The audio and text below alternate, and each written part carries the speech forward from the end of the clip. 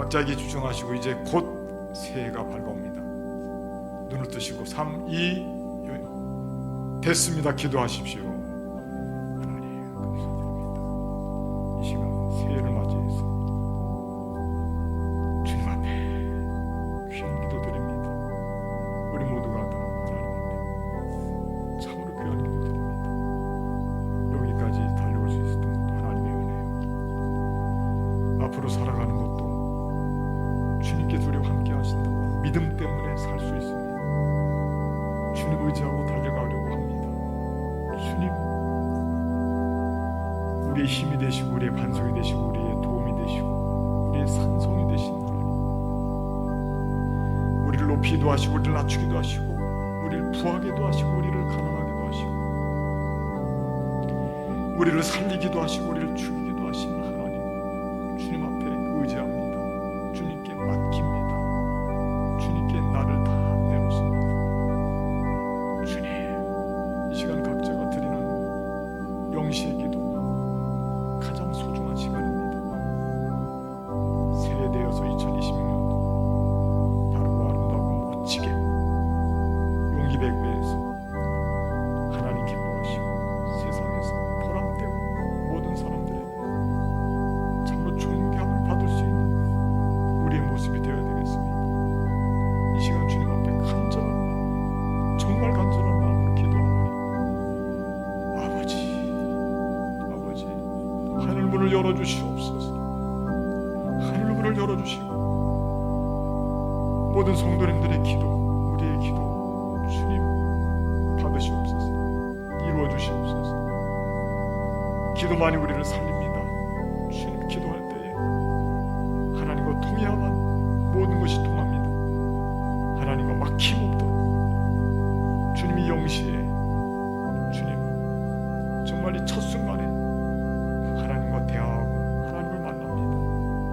주님, 이 힘으로다가 주님 이 기억으로다가 2026년도 끝까지 잘 감당하고 복되게 하나님 앞에 영광 돌리며 귀하게 살게 하여 주시옵소서. 주님 믿습니다.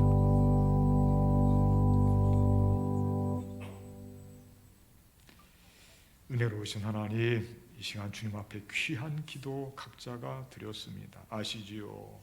우리 모두의 기도를 주님께서 받으시는 줄로 믿습니다. 주님, 기도로 승리하는 2026년도 한 해의 삶이 되게 하여 주시옵소서. 우리 주 예수 그리스도의 이름으로 축복하며 기도하옵나이다. 아멘. 이어서 우리 표 제막시 있습니다. 장로님 두 분 나오셨어요.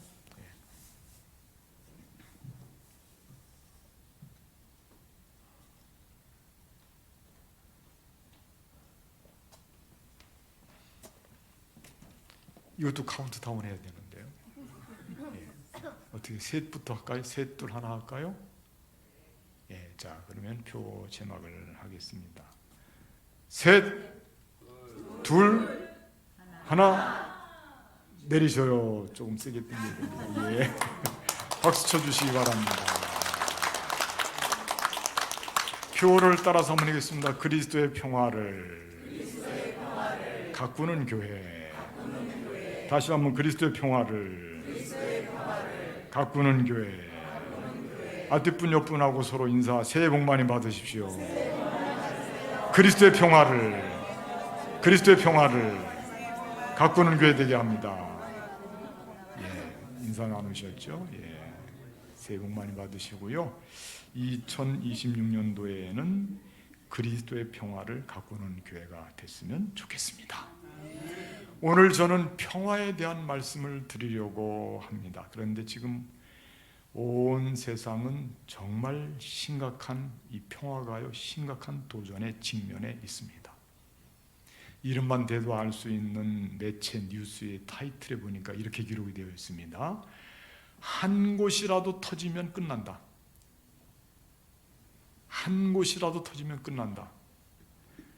전문가들은 세계 3차 대전 이미 시작이라고 말하고 있다. 그렇게 써 있어요. 여러분들이 이름만 대면 알 수 있는 매체입니다. 한 군만 터지면 끝난다는 겁니다. 유럽 전면전 대비 태세, 유럽은 이미 평시가 아닌 전시 준비 국면이라 평가하고 있고요. 독일, 프랑스, 폴란드 주요 국가들은 합동훈련과 병력 이동을 일상화하며 러시아와의 충돌 가능성을 현실적인 시나리오로 상정하고 있다. 지금 유럽이 이렇습니다.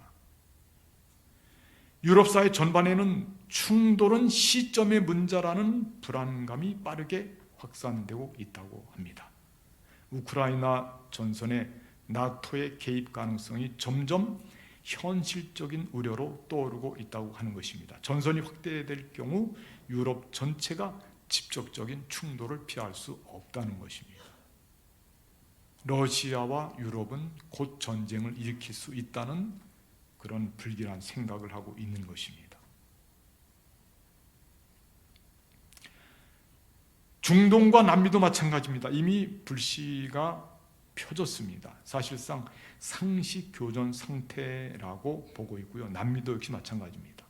대만, 중동, 남미 각각 떨어진 지역처럼 보이지만 실제로는 미국과 중국 패권 경쟁 지역이기도 합니다. 어느 한 곳에서도 임계점을 넘으면 연쇄 충돌로 번질 가능성이 크다라고 하고 있습니다. 각국의 세계 지도자들이 군사적인 과시에 몰두한다면 3차 세계대전은 이미 시작된 것과 같다. 그렇게 지금 진단하고 있어요. 무서운 시대입니다, 지금이요. 그래서 지금 이 순간이 평화를 위한 사실상 마지막 경고의 구간, 데드라인입니다.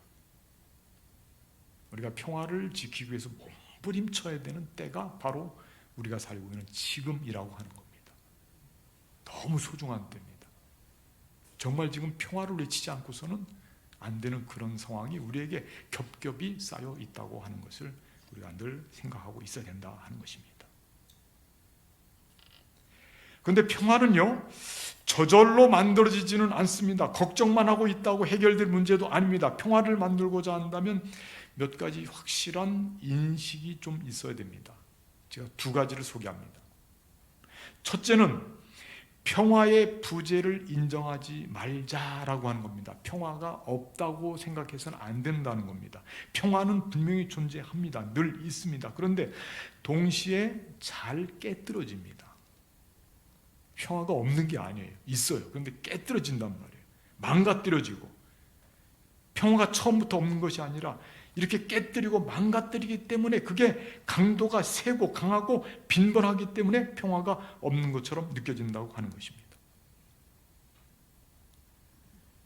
그렇다면 왜 평화를 깨뜨릴까? 이유가 무엇일까? 많겠지만은 몇 가지 예를 들면, 첫째는 자기중심적인 삶. 이게 평화를 해치는 거예요. 자기중심에서 벗어나면요, 이게 서로 조화가 안 됩니다. 둘째는 이해관계. 이해관계 때문에 평화가 깨지는 경우들이 많이 있어요. 셋째는 업적주의. 넷째는 무한경쟁. 신앙적으로 볼 때는 탐욕과 교만 등 이런 것들 때문에 평화가 쉽게 깨지는 거예요. 평화가 없는 게 아니라니까요. 깨진단 말이에요. 그래서 우리는 우리를 돌아보면서 나에게는 이런 속성이 전혀 없는지, 내가 사실 평화를 깨뜨리고 있는 일을 하고 있지는 않은지를 생각을 해야 돼요. 사실상 평화와 관련해서 나를 돌아볼 때는요, 평화를 지키지 못하는 건 거의가 내 탓이 아니고 내 탓입니다. 내 탓. 남의 탓이 아니고 내 탓입니다. 나 때문에 평화가 깨지기도 하고 평화가 반대로 지켜지기도 하고.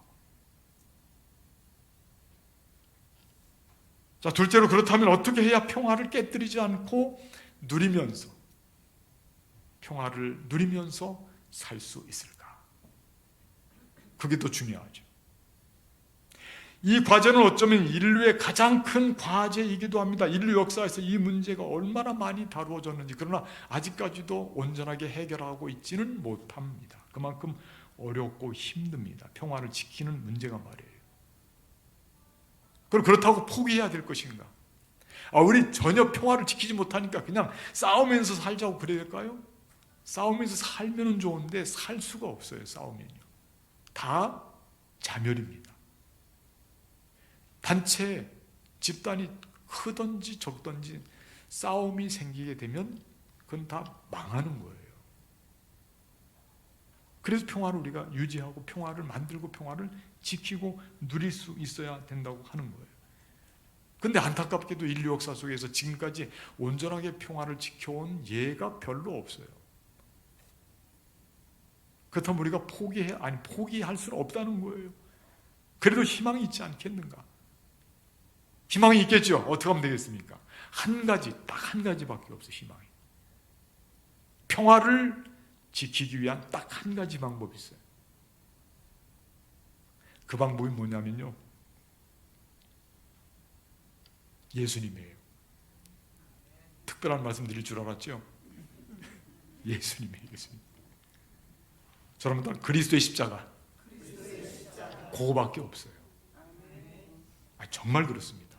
그리스도의 십자가 밖에 평화를 만들 수 있는 방법은 아무것도 없어요. 그래서 우리가요, 십자가를 지고 가야 돼요. 예수님께서 제자들에게 말씀하시기를 누구든지 나를 따르려거든 자기를 부인하고 자기 십자가를 지고 나를 따르라.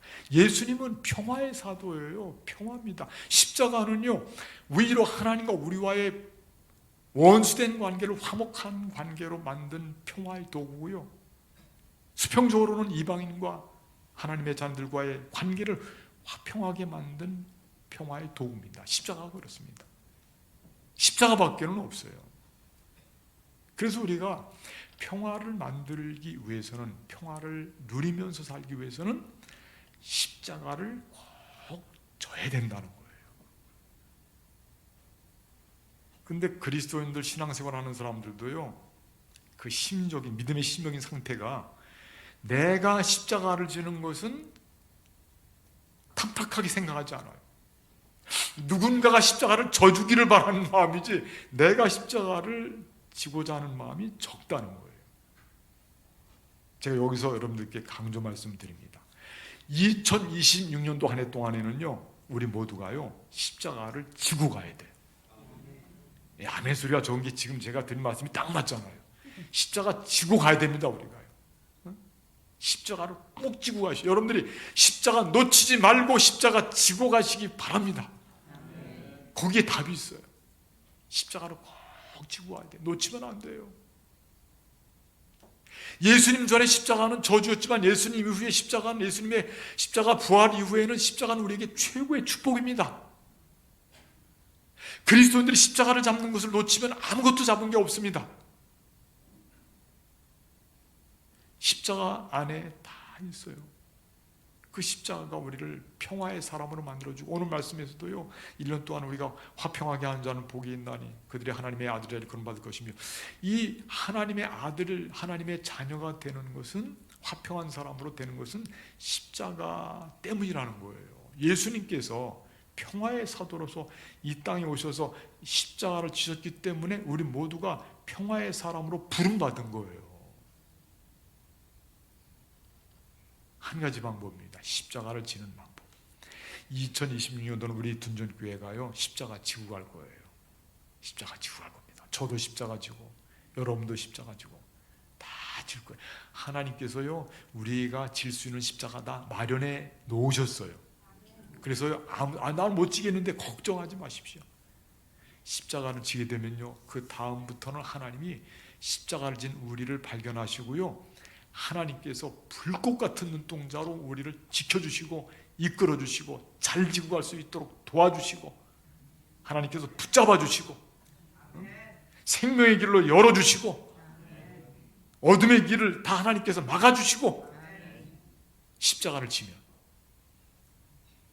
십자가 지고 가는 길이 너무 소중한 일입니다.